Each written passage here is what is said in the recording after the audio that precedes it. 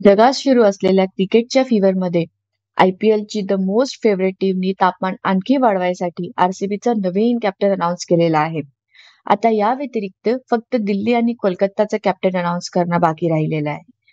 दिल्लीचं तर माहित आहे समहाव के.एल. राहुलच कॅप्टन राहणार, पण लास्ट इयर विनिंग टीम कोलकाताचं कॅप्टन कोण राहणार ते बघण्यासारखं आहे.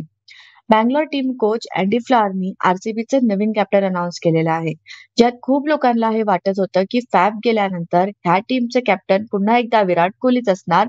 त्यात तसं नाही झालं, कारण टीमचे नवीन कॅप्टन रजत पाटीदारला बनवलं आहे. माझ्या हिशोबाने हे बरोबर पण आहे, कारण सगळ्याच टीम नवीन कॅप्टनकडे वळत आहेत, यंग कॅप्टन्सकडे जात आहेत. जसं मुंबई इंडियन्सने हार्दिक पांड्याला बनवलं, चेन्नईने ऋतुराज गायकवाडला केलं, तशा हिशोबाने हा डिसिजन फेअर इनफ आहे. अँडी फ्लॉरला जेव्हा विचारलं गेलं की रजत पाटीदार हेच का टीमचे कॅप्टन आहेत, तर त्यांनी सांगितलं की ते गेमला खूप चांगल्याने समजतात आणि सोबतच ते टीम आणि गेमला थोडा कामली घेतात.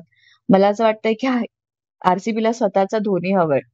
जेव्हा विचारलं गेलं की यावर विराट कोहलीचं काय म्हणणं आहे, तर त्यांनी सांगितलं की विराटने सुद्धा सेम नेमला सपोर्ट केलेला आहे.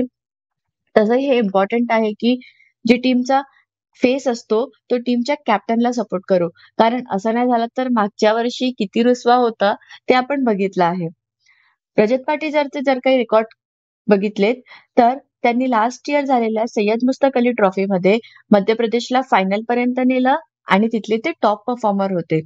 वेल, आरसीबी साठी कॅप्टन कुणीही राहो, आरसीबीचे लॉयल फॅन्स पुन्हा एकदा आपल्या सेम स्लोगननी आरसीबी टीमला सपोर्ट करतील.